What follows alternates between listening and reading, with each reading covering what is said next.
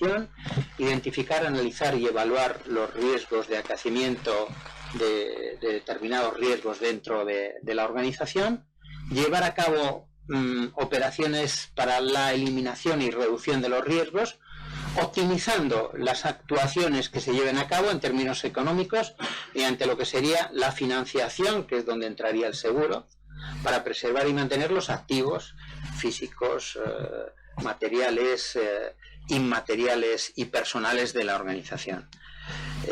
La definición de riesgos la sabemos todos, la que de alguna manera encontramos en la ISO 31000, efecto de la incertidumbre sobre consecuencias de los objetivos o combinación de la probabilidad de un suceso y sus consecuencias. En definitiva, estamos hablando de una metodología cuando hablamos de gerencia de riesgos. Y cuando hablamos de distribución, esas dos cosas que tenemos que compaginar, gerencia de riesgos y distribución, estaríamos hablando de toda actividad de asesoramiento puesta y realización de un trabajo previo a la celebración de un contrato de seguro, de la celebración propiamente dicha de estos contratos y de la asistencia, la gestión y ejecución de estos contratos, incluido la gestión de los siniestros que se produzcan una vez que el contrato esté en marcha. Bien si se utiliza medios tradicionales o bien si se utilizan los sistemas propios de webs, comparadores, etcétera, etcétera. ¿Quiénes son los destinatarios, en definitiva, de la metodología de la gerencia de riesgos? No es una cuestión exclusiva de los mediadores, no es una cuestión exclusiva de los gerentes de riesgos, ni tampoco exclusiva de los aseguradores, pero ahí están los tres. Naturalmente, el asegurado, si quiere hacer una buena labor en materia de gestión de riesgos, lo que tiene es que hacer todo ese proceso de identificación, análisis, evaluación, control y financiación de riesgos, ¿de acuerdo? Es decir, es el primer interesado, pero no es el único. Además están las entidades aseguradoras. Si miramos con un poco de perspectiva, por ejemplo aquí en España, diríamos que Solvencia II, la implementación de Solvencia II en lo que sería la LOSEAR y la ROSEAR, es en definitiva un gran ejercicio de músculo en materia de gestión de riesgos, con tres grandes pilares, cuantitativos, cualitativos y en definitiva de honorabilidad y gobernanza. Y dentro de los cualitativos aparece la gestión de riesgos, en el segundo pilar. Toda la cuestión de buen gobierno corporativo, gestión de riesgos, seguridad, etcétera, etcétera. Y finalmente están los profesionales de la mediación del seguro privado, que puede ser naturalmente todos los que estamos en la sala, todos los mediadores, todos los distribuidores. No olvidemos que al rebote de esta hay una serie de, como en el baloncesto, ¿no? Están los grupos de interés, son los observadores, son aquellos terceros perjudicados en el ámbito, por ejemplo, de la responsabilidad civil, son las administraciones de control y supervisión de seguros, cuando estén ahí, que están con sus procedimientos sancionatorios por las posibles malas prácticas que se puedan llevar a cabo, y también grupos de interés potenciales reclamantes, que son en definitiva sindicatos, trabajadores, accionistas, asociaciones de afectados, etcétera, etcétera. Ojo con ellos, porque en el ámbito de la responsabilidad civil y de la exigencia de los principios de responsabilidad social corporativa están enormemente interesados en todo esto. Claro, decimos que estamos ante un desafío y una oportunidad de introducir el marco o la metodología de la gestión de riesgos en el ámbito de la mediación. Vamos a ver dentro de unos minutos por qué se tiene que hacer, porque la exigencia que trae la nueva ley de mediación, o mejor dicho, el anteproyecto, en su artículo 49, apartado primero y siguientes, nos hablan prácticamente de una exigencia de hacer un análisis objetivo con unos requisitos materiales y formales sumamente exigentes, pero también es una oportunidad.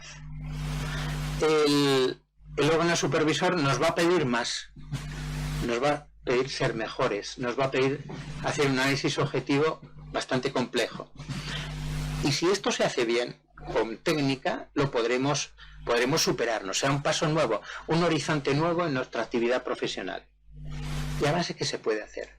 Fijaros, todos los que estáis en esta sala sabéis seguramente mucho más de seguros y de gestión de riesgos que yo, que lo único que he hecho ha sido sencillamente ordenar ideas. La metodología de la gestión de riesgos es un tipo de ordenación de ideas de cara a establecer un método que sea eficaz y que sea sencillo en el trabajo y sobre todo de gran utilidad. Es lo mismo pero ordenado, ¿os dais cuenta? Y entonces conviene, bueno, pues ponernos con una actitud humilde y decir, sé cosas, pero a lo mejor tengo que desaprender y tengo que aprender alguna que otra metodología. Es decir, lo puedo hacer con formación o con otros sistemas. Veamos un poco los elementos de la gestión del riesgo. Decíamos en el concepto que es el conjunto de elementos que debe permitir en la organización identificar, analizar y evaluar los riesgos. Identificar es listar, ponerle nombre y apellidos. Incendio, rayo, explosión, avería maquinaria, responsabilidad civil, explotación, patronal, productos, administradores y directivos de sociedades de capital, medio ambiente, etcétera, etcétera. Listar. Si en el trabajo de la gestión de riesgos nos dejamos alguno o algunos riesgos, hemos fracasado porque difícilmente podremos hacer el análisis y la evaluación adecuadamente. Con lo cual, en eso no podemos fallar a la hora de nombrar, a la hora de hacer un checklist mínimo, de decir qué riesgos afectan a esta imprenta, qué riesgos afectan a esta floristería, qué riesgos afectan a esta industria pequeña, qué riesgos afectan a este despacho de abogados. ¿De acuerdo? Esto es sumamente importante. El análisis es el estudio profundo. Yo siempre digo que el conocimiento es el auténtico conocimiento, es el conocimiento profundo de las cosas, no el conocimiento superficial. La suma de informaciones no es conocimiento. El conocimiento es cuando realmente estás profundizando en el análisis de los riesgos que estás analizando. Y la evaluación es la cuantificación de los riesgos, de la pérdida máxima posible, del valor máximo estimado, de la exposición máxima que puede tener ese riesgo de cara a la cuantificación de una solución desde el punto de vista asegurador. La segunda fase de la gestión de riesgos, una vez identificados, analizados y evaluados los riesgos, entra a la fase de control. ¿Qué es control? Lo que busca el control es la eliminación y o reducción. Pero, ojo, no existe el riesgo cero. La eliminación total del riesgo es una utopía. Olvidémonos de ello. Siempre existe el riesgo 1, el 0 no. El 0 supone la muerte, la inexistencia de vida, en definitiva de actividad. Y aquí lo que queremos es el apetito al riesgo. Poder convivir con el riesgo amablemente, sin miedo, sabiendo cuáles son los márgenes de tolerancia de quien soporta el riesgo en el día a día de su convivencia con el mismo. En el ámbito de la reducción del riesgo están todas las medidas que podemos encontrar en esta sala, de protección física, incendio, rayo, explosión, todos estos sprinklers, detectores de humo, puertas correctamente señalizadas, bocas de riego equipadas, vías, etcétera. En el ámbito del mundo de las responsabilidades hablamos de calidad, responsabilidad social corporativa y compliance. Calidad aparece en los años 80 en Europa y en todo el mundo, y en España en particular en los años 80. La ecuación es bien clara. A mayor calidad, más lejos estamos de la ocurrencia de un posible siniestro de responsabilidad civil. Responsabilidad social corporativa nace en el seno de Naciones Unidas en el año 2000. Es lo que conocemos con el nombre del Global Compact, o Acuerdo Mundial de Responsabilidad Social Corporativa o Responsabilidad Social Empresarial, suscrito por más de 270 multinacionales. 9 principios que son ampliados a un 10º de lucha contra la corrupción en el año 2001. En el seno, vuelvo a repetir, de Naciones Unidas. Hoy hablamos con naturalidad de RSC o responsabilidad social corporativa. ¿Qué es la responsabilidad social corporativa? El conjunto de obligaciones voluntariamente asumidas por la organización en torno a 3 pivotes fundamentales: derechos sociales y humanos, derechos económicos y derechos medioambientales. Voluntariamente asumidos por la empresa significa que la empresa puede cumplir simplemente con la ley o puede hacer algo más a la hora de desarrollar su actividad, comprometerse con grupos desfavorecidos, comprometerse con la pobreza, comprometerse con un montón de problemas que nos trae la sociedad en el ámbito de la protección del medio ambiente o en otros ámbitos de los derechos sociales humanos o de carácter económico. Normalmente el control en calidad, responsabilidad social corporativa y compliance es lo mismo. Es decir, si controlamos ahí, sabemos que la exposición al riesgo en responsabilidad civil estamos más lejos, estamos funcionando de forma más óptima.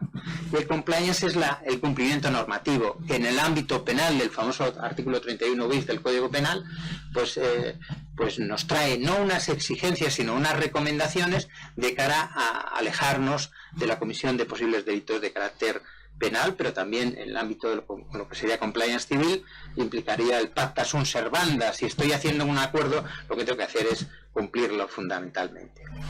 Claro que hasta ahora no ha aparecido el seguro, aparece en esta transparencia, que nos habla en definitiva de el concepto, nos decía, optimizando las medidas en términos económicos, o bien con la retención del riesgo, autoaseguramiento, o bien con figuras de autoaseguramiento o sistemas alternativos de financiación de riesgos, ARTs, Alternatives Risk Transfer. No hay inconveniente en que todos puedan tener acceso luego a mi presentación, desde luego. Estos serían técnicas de financiación de riesgos, es decir, los riesgos que pueden ser retenidos, los que pueden ser transferidos y en definitiva pues bueno, una combinación de ambas cuestiones. La finalidad de todo esto, y lo hemos dicho en el concepto, preservar y mantener los activos materiales, que son las cosas tangibles, continente, contenido, objeto, maquinaria, herramientas, cosas que podemos tocar, los bienes inmateriales, derechos, reputación, honor, intimidad, propia imagen, reputación en definitiva de lo que es la organización, y también derechos de marcas, patentes, inventos, propiedad intelectual, propiedad industrial, concesiones administrativas, etcétera, en la posición óptima para el desempeño de los objetivos de cada empresa. Bien, la gerencia de riesgos no es nueva. Estados Unidos probablemente sea el país más avanzado en estos momentos, pero en Europa tenemos un buen desarrollo de las mismas. Y podemos decir que con la ISO 31000, en materia de norma internacional de gestión de riesgos, estamos a la altura prácticamente de todos los países del entorno de la OCDE. Los factores que ayudaron a la aparición los tenemos todos en la transparencia, pero yo no los voy a comentar, solamente quiero centrarme en uno que me parece enormemente importante y que es el que probablemente justifique mi intervención hoy aquí.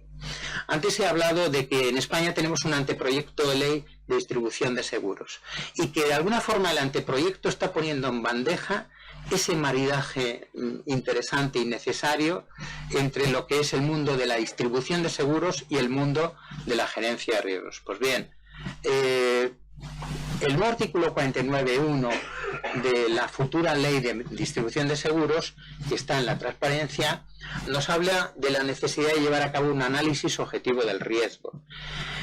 Nos dice así que antes de la celebración del contrato de seguro, el distribuidor de seguros determinará, basándose en las informaciones obtenidas del cliente. Paro ahí. ¿Por qué? Porque tampoco quiero agobiar la sala, ni a todos los que estén escuchando esta intervención. Vamos a ver, hablamos de gestión de riesgos, hablamos de análisis objetivo del riesgo, y ya el 49.1 capital en la reforma, que es en definitiva la versión del artículo 42 apartado 5 de la actual ley de mediación, pero mucho más desarrollado, como luego vamos a ver, nos dice basándose en informaciones obtenidas por el cliente, o sea, obtenidas del cliente. ¿Qué significa esto? Pues que ese trabajo de análisis objetivo lo tenemos que hacer basándose, por ejemplo, en el inventario, valoración de los bienes del asegurado. Es decir, no tenéis que ser peritos los mediadores ni los distribuidores. Probablemente tendremos que contar con la ayuda del perito, del experto en identificación de riesgos, pero no tenéis que invertir absolutamente nada en ese respecto. Perdón por el golpe.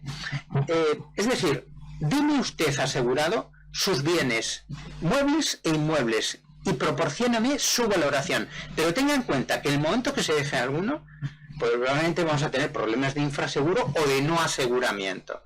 Por favor, deme bien la información. Pero fijaros lo que dice luego. Tendrá que determinar las exigencias y necesidades de dicho cliente.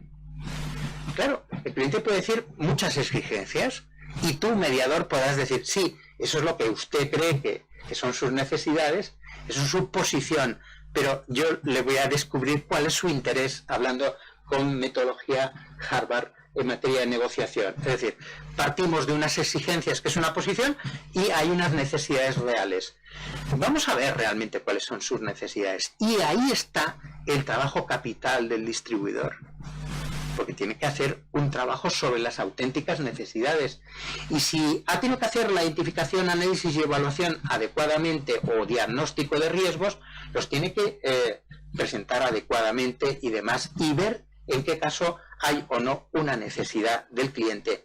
Dice, facilitará al cliente, y aquí estamos, información objetiva acerca del producto de seguros de forma comprensible, de modo que el cliente pueda tomar una decisión con conocimiento de causa.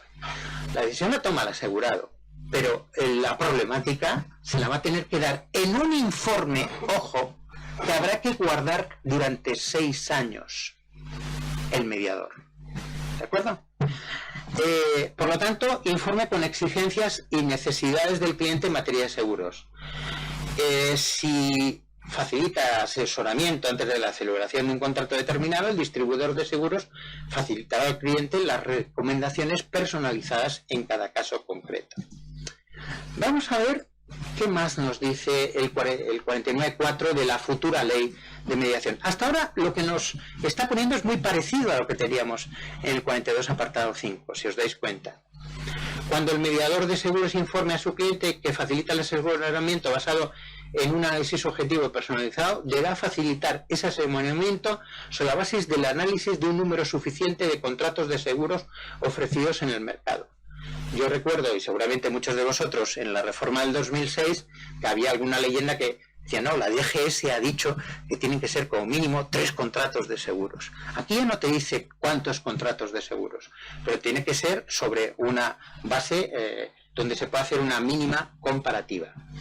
Y antes de la celebración del contrato, el distribuidor de seguros facilitará al cliente la información pertinente sobre el producto de seguros de forma comprensible. Vamos a ver qué tiene que tener esa información. Naturalmente esto le será también de aplicación a los mediadores que obren en libre prestación de seguros. El deber general de información previa del 49.4 en relación con el 50 de la nueva ley de contratos de mediación de seguros nos habla de un documento de información previa sobre productos de seguros. Y también nos habla de la obligación de la entidad aseguradora, en su caso del mediador de seguros, cuando éste sea quien diseñe el producto, los grandes riesgos, por ejemplo, quien está diseñando el producto de mediación es el corredor simplemente, es decir, del gran riesgo, está diciendo, he ido al mercado, me he ido al reseguro, mira, yo creo que esto se puede colocar bien. En estos casos deberá ser quien informe, en este caso, el mediador. Pero ¿qué tiene que tener ese documento? Y aquí la novedad legislativa, porque nos habla de unos requisitos de carácter formal y unos requisitos de carácter material. En ese informe, desde el punto de vista formal, nos dice que ha de ser breve e independiente. Tiene que tener una presentación y una estructura claras que permitan fácil lectura y utilizará caracteres de un tamaño legible. No deberá perder claridad si se imprime o se fotocopia. Se redactará en las lenguas oficiales de España. Será preciso y no engañoso. Y curioso, nos dice hasta el título del informe. Tenéis que aprender. Es decir, porque vais a tener que poner esto cientos de veces a partir de febrero del 2018. Se llamará Documento de Información sobre el Producto de Seguro, en la parte superior de la primera página. Qué minucioso el legislador poner esto en una ley de requisitos. He de decir una cuestión. En la Unión Europea en estos momentos hay un grupo de trabajo específico para consensuar para toda Europa cómo ha de ser este documento desde el punto de vista formal. Así me lo transmitía Ana García Barona, ¿verdad, Juan? Que estás tú presente, el martes de esta semana en Madrid. Bien, incluirá la declaración de la información precontractual y contractual completa relativa al producto que facilita en los documentos. Ha de guardarse, vuelvo a repetir, durante 6 años. Pero si importante es la cuestión formal, la material es mucho más importante, porque aquí es donde está el meollo de la obligación del distribuidor de seguros. Vamos a ver qué es lo que debe contener desde el punto de vista material. En primer lugar, la información sobre la clase de contrato de seguro de que se trate. De alguna forma, lo que debemos pedir a las entidades aseguradoras es, oiga, este contrato que usted está vendiendo tiene una explicación, tiene un folleto, tiene una gobernanza del producto que me indique qué es lo que estoy vendiendo, tiene un nomenclator, tiene un diccionario de términos aseguradores.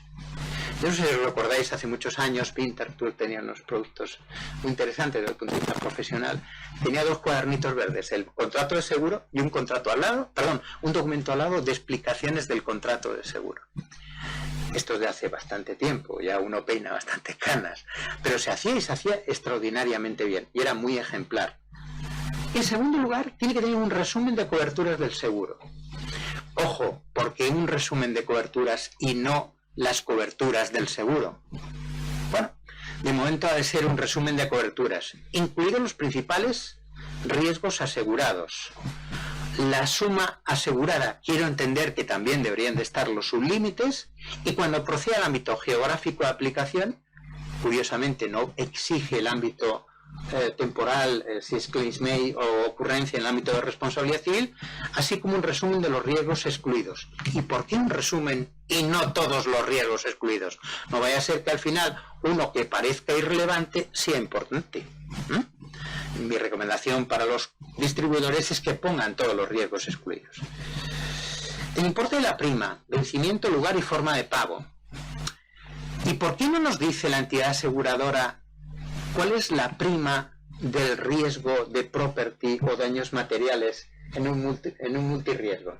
¿No facilitaría esto un poco la labor de la peritación posterior de cara al posible infraseguro? Ojo, esto estoy seguro que las entidades lo van a desarrollar. O yo, por lo menos, como asesor de entidades aseguradoras, suelo decir, chicos, ¿cómo es calculado la prima? Decirme el cálculo matemático en qué se basa y los cálculos actuariales y en qué medida en un multirriesgos qué parte de prima es para RC, para qué tipos de RC y para daños propios materiales qué parte de prima corresponde. Esto debería proporcionarlo el asegurador en un futuro, si se toma en serio esta ley, como entiendo que todos nos la deberíamos de tomar desde el punto de vista de la distribución. Vuelvo a repetir que han de estar las principales exclusiones, las obligaciones del contrato, las obligaciones en caso de solicitud de indemnización, la duración del contrato y las modalidades de rescisión del contrato. Me llama poderosamente la atención la redacción del artículo 51 de del anteproyecto de la Ley de Distribución de Seguros. Es sorprendente. O sea, esto lo tienen que hacer todos los mediadores, pero no los de grandes riesgos. ¿Os dais cuenta? Si no será obligatorio facilitar esta información cuando el distribuidor de seguros ejerza actividades de distribución en relación con seguros de grandes riesgos. Probablemente esos corredores 4, 5, 6, 8 importantes del país son los que tienen más medios para hacer esto. ¿Os dais cuenta? Y sin embargo, esta obligación recae sobre el mediador de tipo medio, profesional, serio, objetivo, competente, etcétera, etcétera, pero que va a tener menos medios y por tanto mayor dificultad a la hora de implementar todo esto. Bien, hay una serie de requisitos adicionales para todo el tema de información relacionado con productos de vida ahorro, especialmente, y comercialización de productos de inversión basados en seguros, con obligaciones para los aseguradores y naturalmente para los mediadores de seguros. Esto es lo que se llama el tema de la gobernanza del producto, es decir, sabéis que en el ámbito de la responsabilidad el ámbito bancario, las normas MiFID bancarias ante la catástrofe ocurrida en general en los países del entorno de la OCDE, especialmente en España, por productos de inversión que nadie comprendía pero que todo el mundo firmaba con la mejor intención y buena fe del mundo, pues hubo mucho abuso por parte de la banca. Ese abuso por parte de la banca ha llevado a sentencias en la Sala Primera del Tribunal Supremo donde se han revocado cláusulas suelo y otro tipo de contratos como excesivos, como contratos donde claramente había una asimetría contra los derechos de los consumidores. Las normas MiFID de alguna forma se han desarrollado también en el ámbito asegurador y aparece este concepto que es magnífico, el concepto de gobernanza de producto para todo este tipo de productos que os estoy diciendo. Claro, sobre el análisis objetivo, y no quiero robaros ya muchísimo más tiempo y ya simplemente ir terminando, nos podemos hacer algunas preguntas. La exigencia de análisis objetivo con arreglo al 49.1 y siguientes de la futura ley de mediación con requisitos formales y materiales nos está uniendo un poquito más con el mundo de la gerencia de riesgo. Yo creo que sí, probablemente sí. Prácticamente parece una exigencia legal de ponerse las pilas en relación con estos temas. Ahora la pregunta es, ¿estamos preparados para ello desde el punto de vista de la mediación? ¿Cómo podemos superar los déficits de formación? Cada cual tendrá sus contestaciones.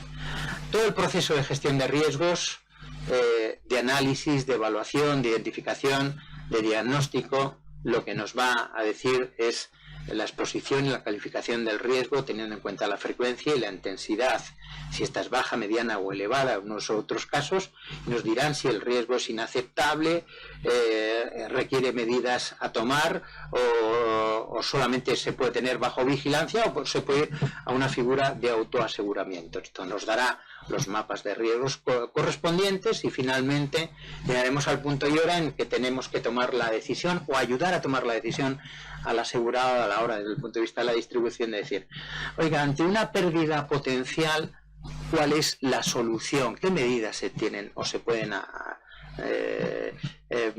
llevar a cabo? Si la pérdida es reducida, probablemente podemos ir a una retención de riesgo porque podamos hacer autoaseguramiento o en definitiva retener el riesgo. Esto estaríamos hablando de una probabilidad de ocurrencia muy pequeña y de una exposición o impacto muy pequeño igualmente. Lo normal es que no vayamos por esos campos, lo normal es que vayamos por los campos de pérdidas importantes en los cuales, dado que la eliminación es improbable, utópica, tendremos que ir a sistemas de reducción de carácter material, sprinklers, bocas de riesgo equipadas, elementos de protección, de intrusismo y también en materia de responsabilidad civil, calidad, responsabilidad social corporativa y compliance. Aún así, necesitaremos el seguro o la financiación del riesgo. Y ahí tendremos que buscar la solución apropiada al riesgo que soporta el asegurado. Ahí sois una pieza fundamental. Y en la medida que podáis utilizar esas técnicas de análisis, identificación, análisis y evaluación, transferencia y control de riesgos, será magnífico. Puede ser como ya lo sois ahora mismo, pero con todavía mayor grado de conocimiento, de ordenación de las ideas y de metodología, unos magníficos auxiliares de la gestión de riesgos del asegurador. Creedme una cosa, si lo hacéis bien, estaréis en el ámbito de confianza máximo del asegurado. Y ese ámbito es la alta dirección, el consejo de administración, los directivos, las personas que en el ámbito financiero están tomando las decisiones. Y si hacéis bien ese trabajo, será un elemento clarísimo un elemento de diferenciación con otros distribuidores que a lo mejor optan sencillamente por no formarse adecuadamente también en esa materia. Muchas gracias por vuestra atención y vuestra comprensión. Muchísimas gracias. Quedo a disposición luego de las preguntas que puedan hacerse. Gracias.